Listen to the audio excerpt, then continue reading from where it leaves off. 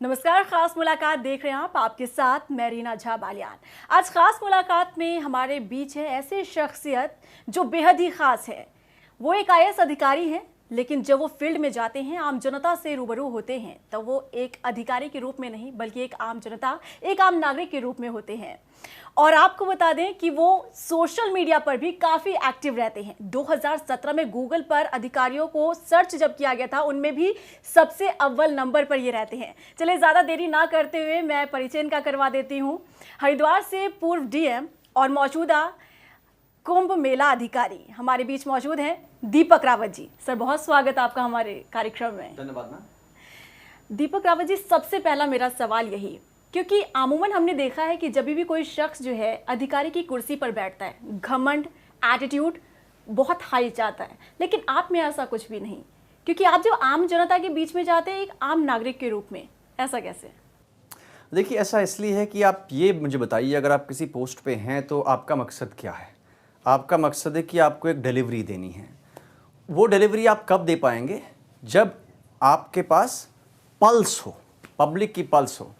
और अगर आप किसी को भी इतना ज़्यादा अनकंफर्टेबल कर देते हैं कि वो आपको पल्स ही ना बताए, तो काम आपका भी इफ़ेक्ट करेगा, यानी कि जो रिज़ल्ट आपको देना है वो आप नहीं दे पाएंगे। तो आई थिंक ये कार्यशैली में वैसे सभी के होना चाहिए। अभी अलग बात है कि कभी कभार गुस्सा भी आ जाता है या ऐसा कुछ कड़क होकर बोलना भी पड़ता है, लेकिन आई थिंक पोलाइट होने के अपने बहुत से फ़ायदे हैं, प्रैक्टिकल फ़ायदे भी हैं। और एंड ऑफ द डे अगर आप गुस्सा कम कर रहे हैं और आप पोलाइट हैं, तो आई थिंक मन की शांति अपने खुद की, इससे बड़ा कुछ नहीं। अच्छा, आप आम जनता के बीच में जाते हैं, लोग आपको खूब पसंद करते हैं। सोशल मीडिया पर भी आप काफ़ी सक्रिय, काफ़ी एक्टिव रहते हैं। इतने बिजी शेड्यूल में कैसे मैनेज करते हैं आप? देखिए, सोशल मीडिया में तो बहुत हद तक मुझे लगता है जो हमारी मीडिया है, आप लोग भी काफ़ी ज़्यादा आई थिंक मैं समझता हूँ कि मेरी न्यूज़ को चलाते हैं। मैं अपने फेसबुक को ज़रूर ऑपरेट करता हूँ और इसमें बहुत ज़्यादा समय देने की आवश्यकता नहीं होती। अगर आप हफ्ते भर में एक पोस्ट भी डालते हैं, वो भी ऐसी पोस्ट जो कामकाज की हो। अब जैसे वर्तमान में कुंभ मेले के काम यहाँ पे चल रहे हैं, इससे पहले मैं डिस्ट्रिक्ट का काम कर रहा था, तो उसको अगर आप अपने आप से वॉलंटरली ट्रांसपेरेंट होते हैं तो ये आपके लिए भी अच्छी चीज़ है। क्योंकि अगर आप अपने आप को ज़्यादा एक्सपोज कर रहे हैं और ज़्यादा दिखा रहे हैं, तो इसका मतलब है कि आप अपने आप को ज़्यादा अकाउंटेबल भी बना रहे हैं। तो ये एक तरह से मेरे हिसाब से गुड गवर्नेंस की ओर एक कदम है। अच्छा, आप सोशल मीडिया पर इतने एक्टिव रहते हैं, ना सिर्फ एक प्लेटफॉर्म बल्कि कई प्लेटफॉर्म्स पर आप हैं। लोगों को इतना जो लोग आपको पसंद करते हैं, लोगों का प्यार आपको इतना मिलता है, कैसा महसूस करते हैं आप? मुझे अच्छा लगता है। और कई बार तो ऐसा भी होता है कि मैं जैसे एयरपोर्ट पे जाता हूँ या हो सकता है बाहर रेस्टोरेंट में अपनी फैमिली के साथ जाता हूँ, वहाँ भी लोग पहचानते हैं। तो कई बार इस अट्रैक्शन से या इस तरह की आप कहेंगे कि being kind of a celebrity feeling से बहुत अच्छा भी लगता है, लेकिन एक सेंस ऑफ रिस्पॉन्सिबिलिटी भी आती है कि you need to be very cautious कि आप कैसे बर्ताव करते हैं और आप कैसे कैसे कैसे एक तरह से अपने आप को पब्लिकली दिखाते हैं। क्योंकि अगर कोई ना कोई आपको रोल मॉडल मान रहा है, तो आपकी भी ये जिम्मेदारी है कि आप हर तरीके से उन्होंने जो आपको माना है या आपको आइडियल मान रहे हैं, तो आप भी वैसा बिहेव करें। तो जिम्मेदारी का भी एहसास होता है, साथ ही साथ बहुत अच्छा भी लगता है जी। समय समय पर कई वीडियोस जो है आपके सोशल मीडिया पर वायरल भी होते रहते हैं, लोग पसंद भी करते हैं। लेकिन हाल के दिनों में एक वीडियो आपका वायरल हुआ जिसमें आप छोटे छोटे बच्चों के साथ खेल रहे हैं, टाइम स्पेंड कर रहे हैं, ना कि वो किसी बड़े घर के हैं बल्कि गरीब तबके के वो बच्चे हैं। ऐसे में आप क्या कुछ उन्हें महसूस कराना चाहते हैं? क्योंकि हमने देखा उनके चेहरे पर एक अलग ही मुस्कान है, और साथ ही खेलने की बात आप उन्हें गिफ्ट्स भी डिस्ट्रीब्यूट करते हैं। क्या कहेंगे? देखिए, आप ये सोचिए कि कोई भी बच्चा हो, उसका बेसिक नेचर तो खेलने का होता है।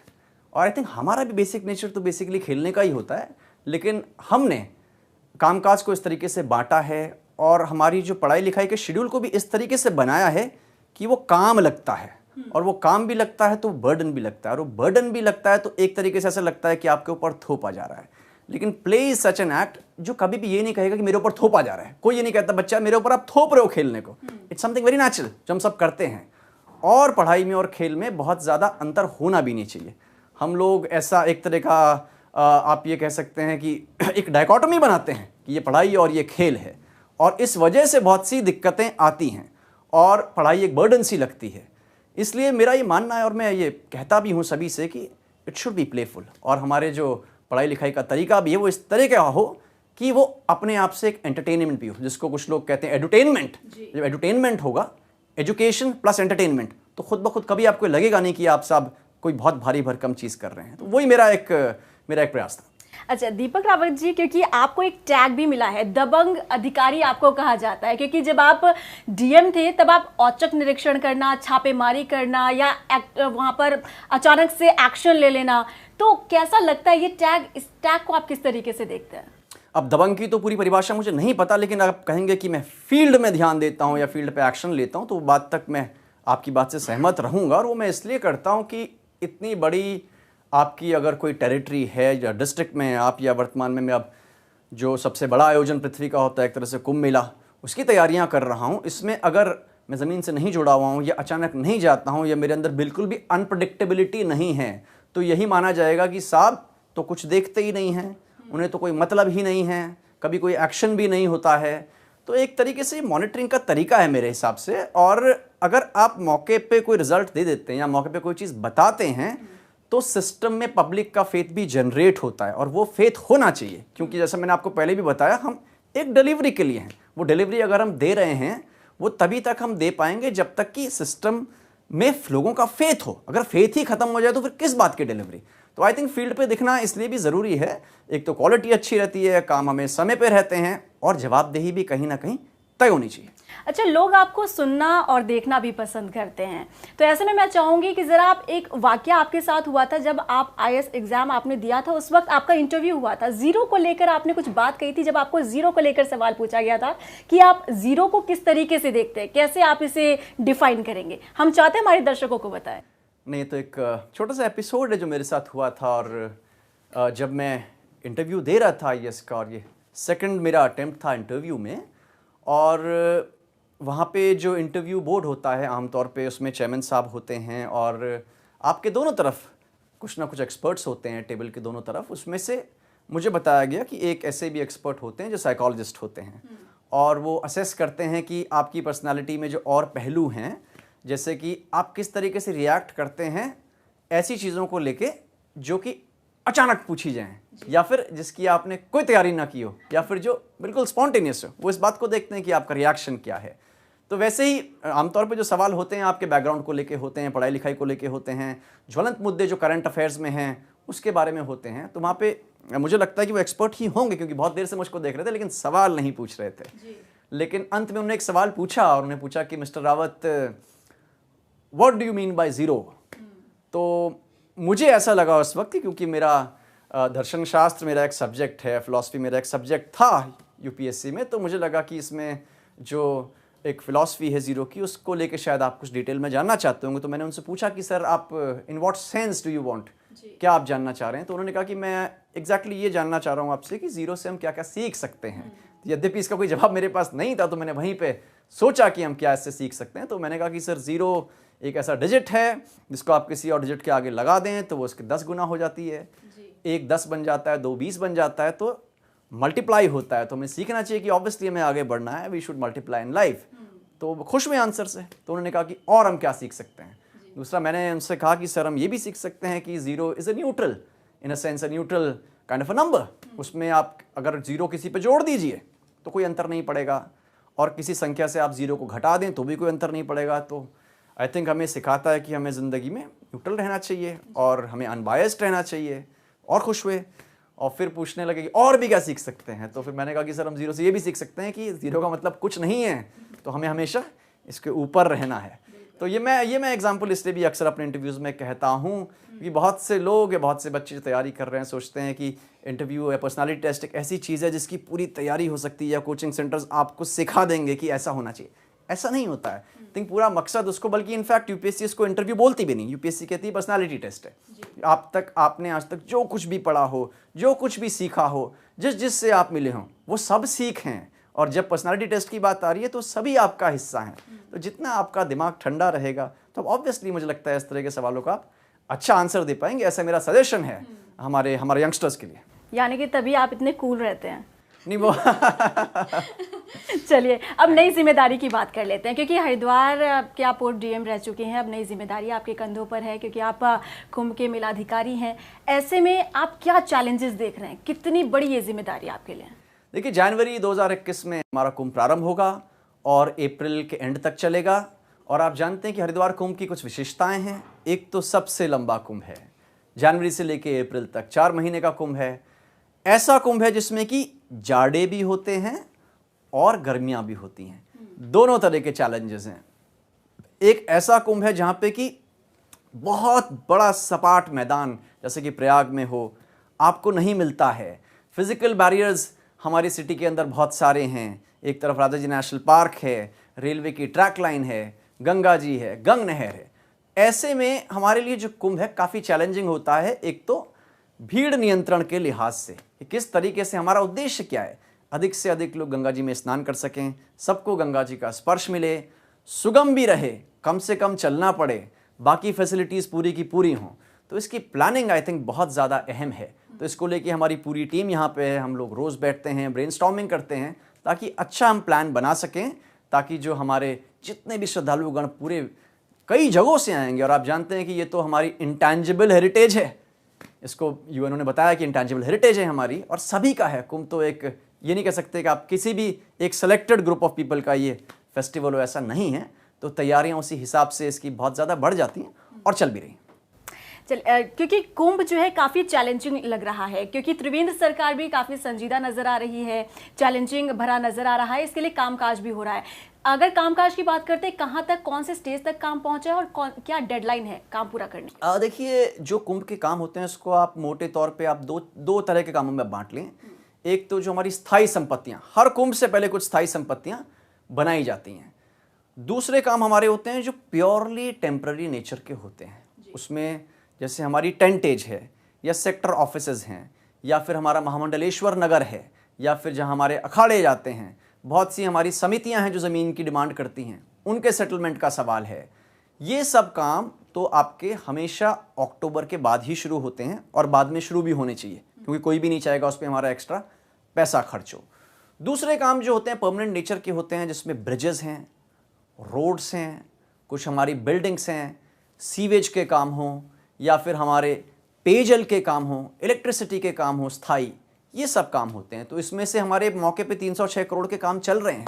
इसमें से लगभग 3-4 काम ही ऐसे बचे हैं जिनकी स्वीकृतियां होनी बाकी हैं। एक बहुत ही अहम काम जो चल रहा है, जो कि और कहीं पे भी नहीं चल रहा है, वो है हरिद्वार शहर की जो पूरी केबल है बिजली की, या पूरी हमारी जो ओवरहेड लाइन्स हैं, इनको अंडरग्राउंड होना है, ये मौके पर चल रहा है। जो हमारी बड़ी ऐतिहासिक कांवड़ पट्टी है, जो कि पतली सी है अभी, उसको हम डबल लेन कर रहे हैं, उसका काम भी मौके पे चल रहा है। एक आस्था पथ यहाँ पे बनना है। 13 किलोमीटर के घाट हमारे पास पहले से हैं, लेकिन इसमें हम 3 किलोमीटर की और बढ़ोतरी कर रहे हैं, ये काम चल रहा है। पेयजल के काम चल रहे हैं, सभी धरातल पे चल रहे हैं। सभी की जो डेडलाइन है वो अक्टूबर 30 हमने रखी है, ताकि अगर थोड़ा बहुत स्पिल ओवर होता भी है तो हम अधिकतम नवंबर 15 तक जाएं, और उससे पहले पहले हमारे परमानेंट वर्क्स हो जाएं। गुणवत्ता का जहाँ तक सवाल है, इसमें हमारी third party system of audit है, जिसमें कि 3 अलग अलग पार्टीज़ हैं जो इंडिपेंडेंटली सैंपल्स लेती हैं, इंडिपेंडेंटली उसकी टेस्टिंग होती है, वो रिपोर्ट्स हमारे पास आती हैं, उसमें कुछ कमी पाई जाती है तो उसको ठीक किया जाता है। यदि ठीक करना संभव ना हो तो उसको तोड़कर नए सिरे से बनाया जाता है। तो कुल मिला के इसकी निगरानी मेरी ओर से भी हो रही है, चीफ सेक्रेटरी साहब भी इसको देख रहे हैं, और जितने भी विभागीय हमारे सेक्रेटरी साहब हैं वो सब लोग भी इनको इंडिविजुअली मॉनिटर कर रहे हैं, फिजिकली भी देख रहे हैं।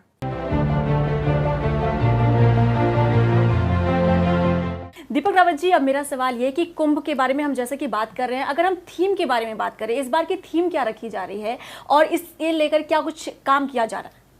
देखिए, हमारी मेन थीम तो इस बात को लेके है कि कुंभ में इतने श्रद्धालुगण आते हैं, बहुत ज़्यादा फुटफॉल होता है, तो इसमें हम एनवायरनमेंट के लिए क्या कर रहे हैं, हम इसको इको फ्रेंडली कुंभ किस तरीके से बना रहे हैं, इस पर हमारा विशेष एक तरह से जोर है। किस तरीके से हम इसे प्लास्टिक फ्री कर पाते हैं, किस तरीके से हमारी जो सीवेज व्यवस्था हो वो इस तरह की हो कि एनवायरनमेंट में किसी प्रकार की गंदगी ना हो।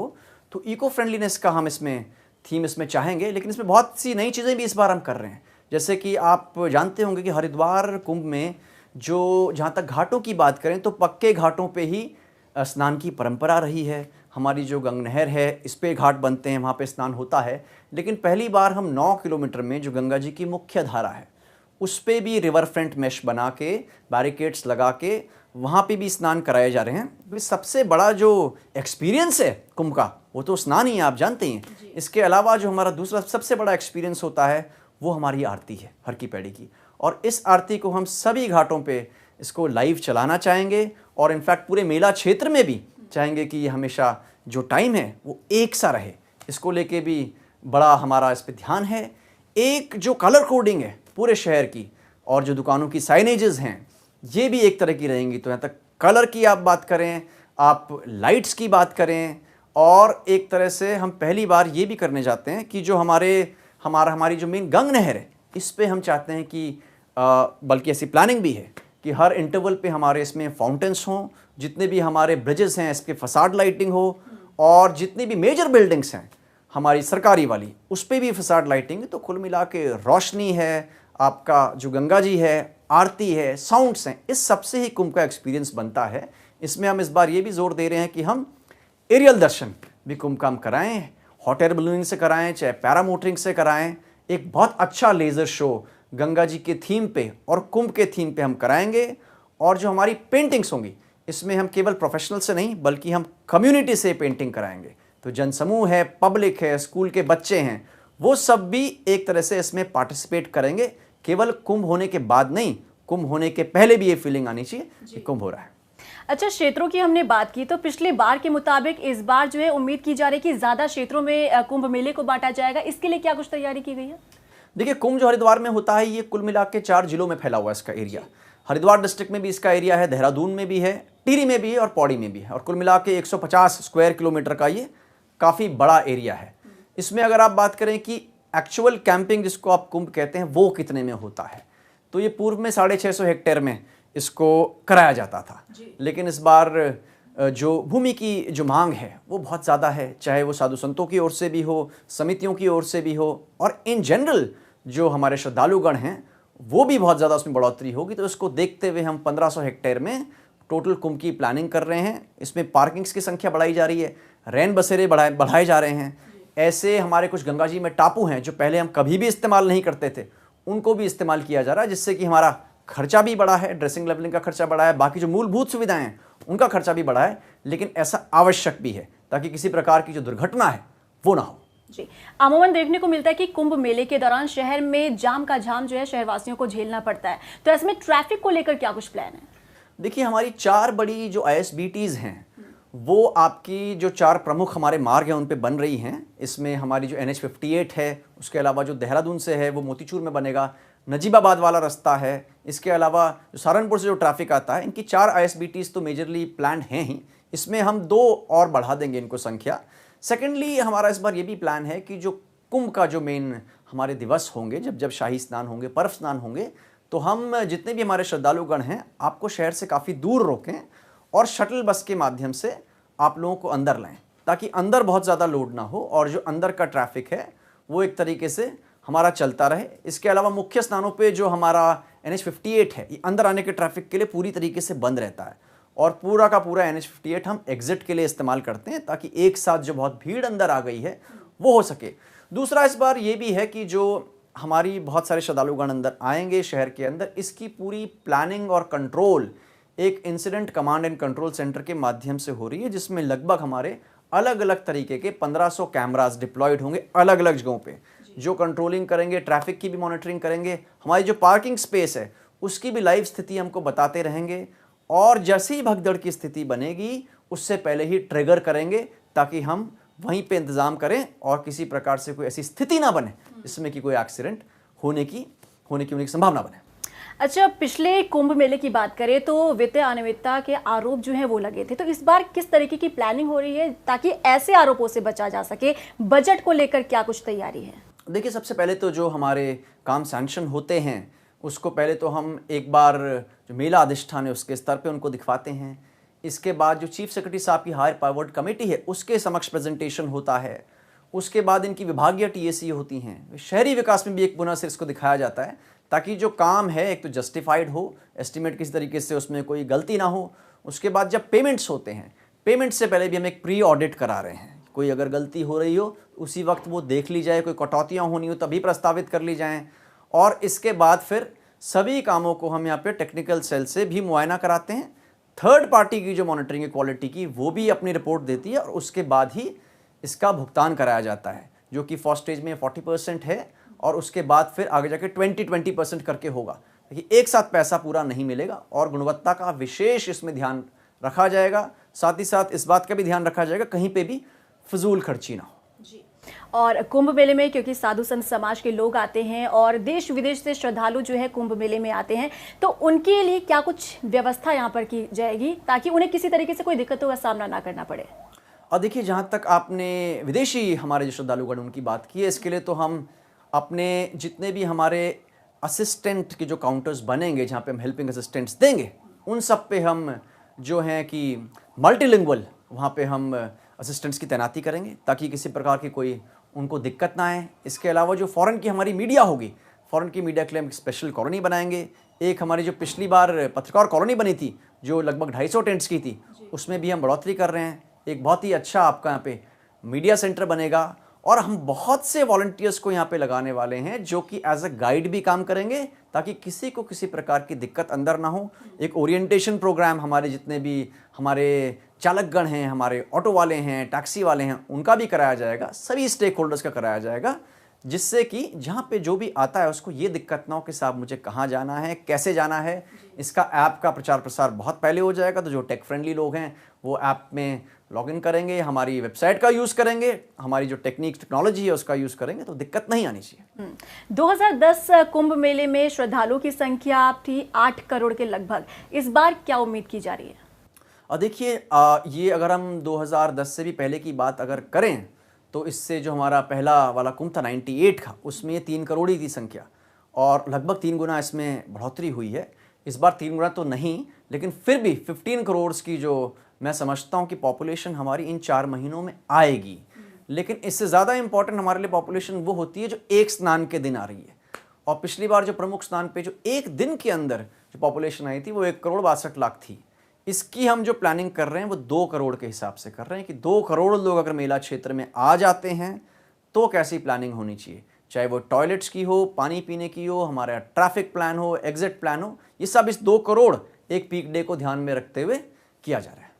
अच्छा, आप क्योंकि मल्टी टैलेंटेड कहे जाते हैं और कई जिम्मेदारियां आप निभा चुके हैं, आप सोशल मीडिया पर भी काफ़ी एक्टिव रहते हैं, गाने गाने का भी शौक आप रखते हैं, तो हम चाहते हैं कि आप अपने फैंस और अपने दर्शकों के लिए कुछ गुनगुनाएं चलते चलते। मैं गाना गंगा जी पे गाऊंगा। ये पुराना गाना है, हेमंत कुमार जी की आवाज़ में है और गंगा जी का ये फेस्टिवल है, तो मैं आपके लिए थोड़ा सा गुनगुनाता हूँ।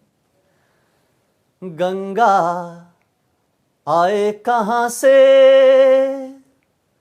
गंगा जाए कहाँ रे, आए कहाँ से जाए कहाँ रे, लहराए पानी में जैसे धूप छाँव रे।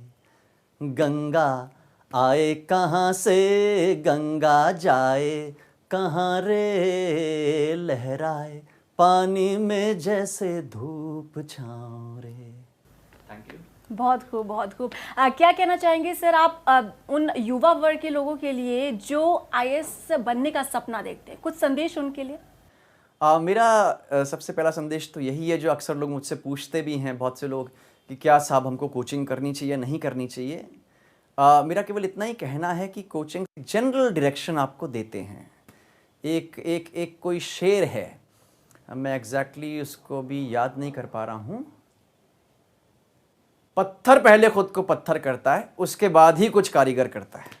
तो कारीगर तो एक तरीके से आप कोचिंग को मान लीजिए, लेकिन पत्थर ही खुद पत्थर नहीं है तो कारीगर भी कुछ नहीं कर पाएगा। तो इसमें सबसे पहले तो सेल्फ स्टडी की ही आवश्यकता है। और बहुत से लोग मुझे ये भी पूछते हैं कि उनके पास फाइनेंशियल रिसोर्सेज नहीं है कोचिंग करने के, तो मेरा ये कहना है कि बिल्कुल भी आवश्यक नहीं है। मैंने भी कोचिंग नहीं ली थी, आप सेल्फ स्टडी कर सकते हैं। बहुत से लोग पूछते हैं क्या पढ़ना चाहिए, मेरा सबको सजेशन रहता है कि हमारी एनसीईआरटी की बुक्स बहुत अच्छी हैं, आप उनसे ही शुरुआत करें। और हमारे जो 10th तक की किताबें, 12th तक की किताबें, इनको आप ज़रूर पढ़ें। कोई भी बहुत एक अच्छा न्यूज़पेपर आपको पढ़ना चाहिए, एक बहुत ही अच्छे न्यूज़ चैनल की प्राइम टाइम की न्यूज़ आपको ज़रूर देखनी चाहिए, क्योंकि आजकल जो पूरा जो हमारा यूपीएससी का पैटर्न हो गया है वो करंट अफेयर से रिलेटेड है, कहीं ना कहीं जुड़ा रहता है। और सवाल भी इस तरीके के आते हैं कि जो पूरी तरीके से फैक्ट बेस्ड नहीं होते हैं, उसमें आपको एनालिसिस करनी होती है, अपना इंटरप्रिटेशन देना होता है। तो जब तक एक इंडिपेंडेंट सोच नहीं होगी आप वो नहीं कर पाएंगे। और दूसरा मेरा मेरा मेरा रिक्वेस्ट ये रहता है कि बहुत से हमारे जो तैयारी कर रहे हैं बच्चे, एस्पिरेंट्स वो इस बात को लेके बड़े चिंतित रहते हैं कि कितना सा हम मटेरियल पढ़ लें, और वो एक ही सब्जेक्ट पे बहुत सारी किताबें एक्यूमुलेट करते हैं, जिसमें कि बाद में वो उसमें से एक को भी ख़त्म नहीं कर पाते। तो मेरी ये रिक्वेस्ट है कि बहुत ही लिमिटेड आप मटेरियल पढ़ें, और आप कोई भी एक सेक्शन पढ़ रहे हैं, मान लीजिए आप हिस्ट्री पढ़ रहे हैं या पॉलिटी पढ़ रहे हैं, तो उसमें जो बेस्ट चीज़ें आपको लगती है 3-4 जगह से पढ़ के उसको ही पहले पढ़ें। यदि आप में बहुत क्षमता है और आपने टाइम पे ख़त्म कर लिया है, तभी आप किसी और सोर्स पे जाएं। एंड थर्डली, जो आप कर रहे हैं, जो भी कर रहे हैं, उसको एंजॉय करें। अगर आप उसको स्पिरिट से पढ़ रहे हैं कि ये तो बहुत ही बड़ा बोझ है, तो कहीं ना कहीं ये काउंटर प्रोडक्टिव होगा। चलिए सर, बहुत शुक्रिया अपना कीमती वक्त हमें देने के लिए और बातचीत करने के लिए। और इसी के साथ खास मुलाकात में बस इतना ही। दीजिए मुझे इजाज़त। नमस्कार।